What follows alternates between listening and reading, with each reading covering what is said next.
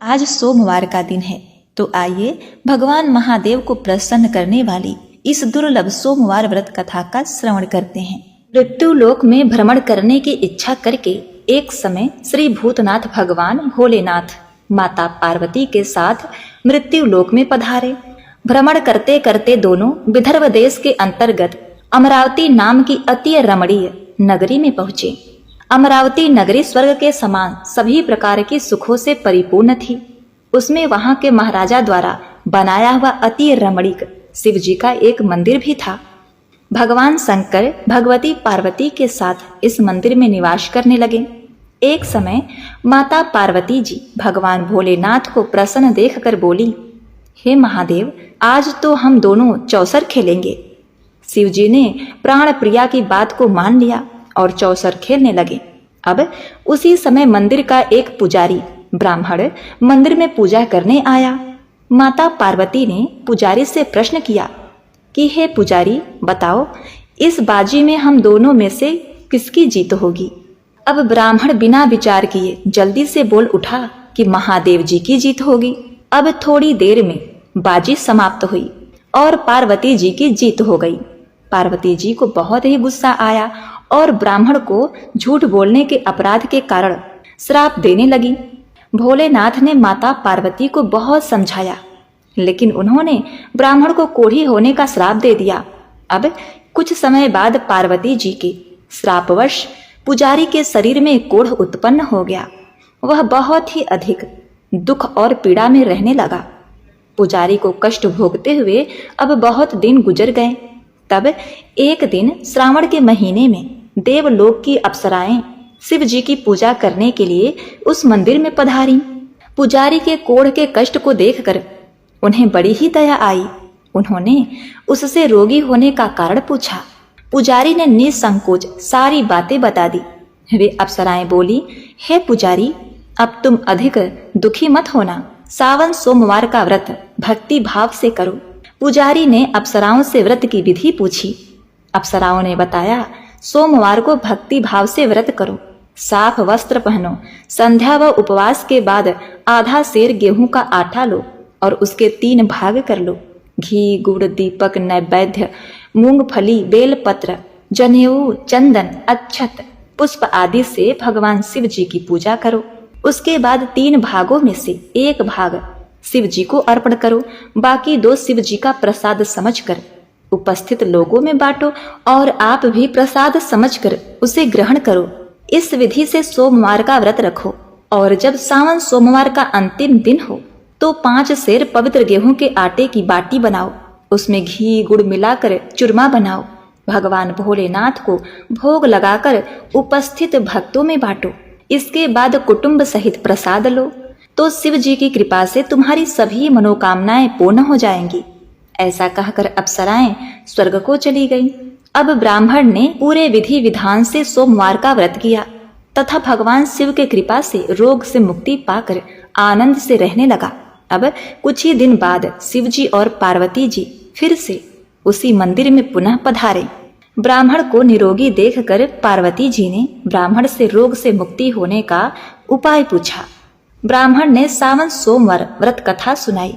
पार्वती जी बहुत ही प्रसन्न हुई। ब्राह्मण से व्रत विधि पूछकर स्वयं भी व्रत करने के लिए तैयार हो गई। व्रत करने के बाद उनकी मनोकामना पूरी हुई और उनके रूठे हुए पुत्र स्वामी कार्तिकेय जी स्वयं माता के आज्ञाकारी हुए। कार्तिकेय जी को अपना यह विचार परिवर्तन का रहस्य जानने की इच्छा हुई। वे माता से बोले, हे माता, आपने ऐसा कौन सा उपाय किया जिससे मेरा मन आपकी ओर आकर्षित हो गया और मैं जो आपसे रूठकर इस कैलाश पर्वत को छोड़कर चला गया था, तो फिर मैं यहाँ वापस कैसे आ गया? कृपा कर उसका रहस्य बताइए। तभी माता पार्वती ने कार्तिकेय जी को वही सावन सोमवार व्रत कथा को सुनाया। कार्तिकेय जी ने कहा, हे माता, इस व्रत को मैं भी करूंगा क्योंकि मेरा प्रिय मित्र ब्राह्मण बहुत दुखी दिल से परदेश गया है। मेरी इससे मिलने की बहुत इच्छा है। कार्तिकेय जी ने भी इस व्रत को किया और उनका प्यारा मित्र मिल गया। मित्र ने इस आकस्मिक मिलन का भेद पूछा तो कार्तिकेय जी बोले, हे मित्र, हमने तुम्हारे मिलने की इच्छा करके 16 सोमवार का व्रत किया था।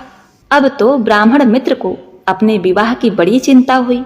उसने कार्तिकेय जी से व्रत की विधि पूछी और यथाविधि व्रत किया। व्रत के प्रभाव से जब वह किसी कार्य से विदेश गया तो वहां के राजा की कन्या का स्वयंवर था। राजा ने प्रण किया था कि जिस राजकुमार के गले में यह अलंकारों से सुसज्जित हाथी वरमाला डालेगी, मैं उसी के साथ अपनी प्रिय बेटी का विवाह कर दूंगा। अब शिव जी की कृपा से वह ब्राह्मण भी उसी स्वयंवर को देखने की इच्छा से राजसभा में एक ओर जाकर दूर बैठ गया। नियत समय पर हाथी आई और उसने जयमाला उसी ब्राह्मण के गले में डाल दी। राजा ने अपनी प्रतिज्ञा के अनुसार बड़ी धूमधाम से अपनी पुत्री का विवाह उस ब्राह्मण के साथ कर दिया और ब्राह्मण को बहुत सा धन देकर सम्मान देकर संतुष्ट किया। ब्राह्मण सुंदर कन्या पाकर खुशी मन से जीवन यापन करने लगा। एक दिन राजकन्या ने अपने पति से एक प्रश्न किया, हे प्राणनाथ, आपने ऐसा कौन सा भारी पुण्य किया था जिसके प्रभाव से हाथी ने सब राजकुमारों को छोड़कर आपको वरण किया? ब्राह्मण बोला, हे प्राण प्रिय, मैंने अपने मित्र कार्तिकेय जी के कथनानुसार सावन सोमवार का व्रत किया था, जिसके प्रभाव से मुझे तुम जैसी रूपवान स्त्री की प्राप्ति हुई है। अब इस व्रत की महिमा सुनकर राजकन्या को बड़ी हैरानी हुई। वह भी पुत्र की कामना करके इस व्रत को करने लगी। शिव जी की दया से उसके गर्भ से एक अति सुंदर सुशील धर्मात्मा और विद्वान पुत्र उत्पन्न हुआ। माता और पिता उस देव पुत्र को पाकर अत्यधिक प्रसन्न हुए और उनका लालन पालन अच्छी तरह से करने लगे। जब पुत्र समझदार हुआ, थोड़ा बड़ा हुआ, तो एक दिन उसने अपनी माता से प्रश्न किया, हे माता, तुमने ऐसा कौन सा व्रत और तप किया है जो मेरे जैसे पुत्र तुम्हारे गर्भ से उत्पन्न हुआ? उसकी माता ने सावन सोमवार की व्रत कथा को बतलाया। पुत्र ने भी सब तरह के मनोरथ पूर्ण करने वाले इस सरल व्रत को सुना तो वह भी राज्य का अधिकार पाने की इच्छा से हर सोमवार को यथाविधि यह व्रत करने लगा। व्रत शुरू करने के बाद एक देश के वृद्ध राजा के दूतों ने आकर उसको राजकन्या के लिए वरण किया। राजा ने अपनी पुत्री का विवाह ऐसे सर्वगुण संपन्न ब्राह्मण युवक के साथ करके बड़ा सुख प्राप्त किया। वृद्ध राजा के दिव्यंगत होने के बाद इसी ब्राह्मण को सिंहासन पर बैठाया गया, क्योंकि दिव्यांगत राजा को कोई पुत्र नहीं था। राज्य का उत्तराधिकारी होकर भी यह ब्राह्मण सावन सोमवार का व्रत करता रहा। जब सावन मास पूरा हुआ, अंतिमवा सोमवार का व्रत था, तो विप्र पुत्र ने अपनी प्रियतमा से पूजन सामग्री लेकर शिव पूजा के लिए शिवालय में चलने को कहा, परंतु उसकी पत्नी ने उसकी आज्ञा की परवाह न की। दास दासियों के द्वारा सब सामग्रियां शिवालय में भिजवा दी गईं, परंतु स्वयं नहीं गई। जब राजा ने शिव जी का पूजन समाप्त कर लिया, तब आकाशवाणी हुई, हे राजन, अपनी इस रानी को राजमहल से निकाल दे, नहीं तो यह तेरा सर्वनाश कर देगी। यह आकाशवाणी सुनने के बाद राजा के आश्चर्य का ठिकाना न रहा।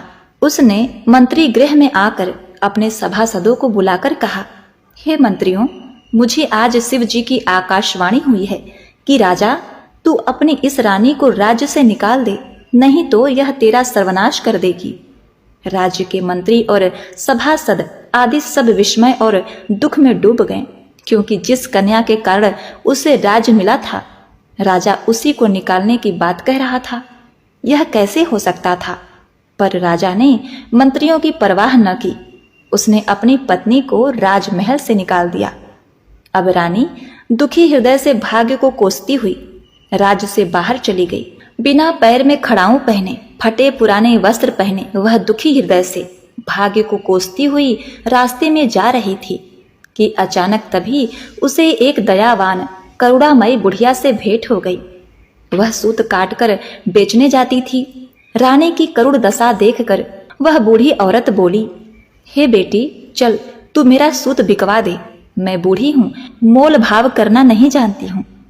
यह बात सुनकर रानी ने बुढ़िया के सिर से सूत की गठरी उतारकर अपने सिर पर रख ली।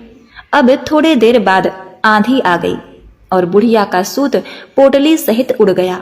बेचारी बुढ़िया पछताती रह गई। उसने रानी को अपने से दूर रहने को कहा। इसके बाद रानी एक बनिए के घर गई तो शिव जी के प्रकोप के कारण बनिए के सभी मटकों में भरे हुए घी और तेल सब कुछ नष्ट हो गया। अब वहां से बनिए ने भी रानी को भगा दिया। बहुत से दुख उठाती हुई रानी अब एक नदी के किनारे गई। तब नदी का सारा जल सूख गया। उसके पश्चात रानी एक जंगल में गई। वहां सरोवर में पानी पीने गई तो उसके हाथ का स्पर्श होते ही सरोवर का नील कमल के समान जल असंख्य कीड़ों मकोड़ों से भर गया और गंदा हो गया। रानी ने भाग्य पर दोषारोपण करते हुए उस जल को पीकर पेड़ की शीतल छाया में विश्राम करना चाहा, परंतु वह जिस पेड़ के नीचे विश्राम कर रही थी उस पेड़ के पत्ते तुरंत ही टूटकर नीचे गिर जाते हैं। वन सरोवर जलाशय की ऐसी दशा देखकर वहीं पास में एक गाय चराने वाले ने यह सारी बात उसी जंगल के पास स्थित एक मंदिर के पुजारी को बताया। अब उस पुजारी के आदेशानुसार ग्वाले ने रानी को पकड़कर उस पुजारी के पास ले आए। रानी की मुख कांति और शरीर शोभा देखकर वह पुजारी जान गए कि यह अवश्य ही कोई विधि की गति की मारी कुलीन स्त्री है। पुजारी रानी से कहा, पुत्री, मैं तुमको अपनी पुत्री के समान रखूंगा। तुम मेरे आश्रम में आकर रहो। मैं तुम्हें किसी प्रकार का दुख नहीं होने दूंगा। पुजारी जी के वचन सुनकर रानी को कुछ धीरज हुआ। वह आश्रम में रहने लगी। रानी जो भोजन बनाती उसमें कीड़े पड़ जाते, जल भर कर लाती उसमें भी कीड़े पड़ जाते। रानी की यह दशा देखकर पुजारी जी भी बड़े दुखी हुए और रानी से बोले, हे पुत्री, तुम्हारे ऊपर कौन से देवता का प्रकोप है जिससे तुम्हारी ऐसी हालत हुई है? पुजारी जी की बात सुनकर रानी ने भोलेनाथ के पूजन का बहिष्कार की बात बताई तो पुजारी शिव जी महाराज की अनेक प्रकार से स्तुति करते हुए रानी से बोले, हे पुत्री, सब मनोरथ पूरे करने वाले सावन सोमवार का व्रत करो। उसके प्रभाव से तुम्हें इस कष्ट से मुक्ति मिल जाएगी। पुजारी की बात मानकर रानी ने सावन सोमवार का व्रत किया और अंतिम सोमवार के दिन विधि विधान से पूजा किया। उस पूजा के प्रभाव से राजा के हृदय में विचार आया कि रानी को गए हुए बहुत दिन बीत गए हैं। वह जाने कहां कहां भटक रही होगी, उसे खोजना चाहिए। यह सोचकर रानी को तलाश करने के लिए राजा ने चारों दिशाओं में दूत भेजे। वे दूत रानी को तलाश करते हुए उस पुजारी के आश्रम में पहुंचे। वहां रानी को पाकर उसने रानी को अपने साथ ले जाने का आग्रह करने लगे, परंतु उस साधु ने मना कर दिया। दूत चुपचाप वापस लौट आए और राजा को रानी का पता बताया।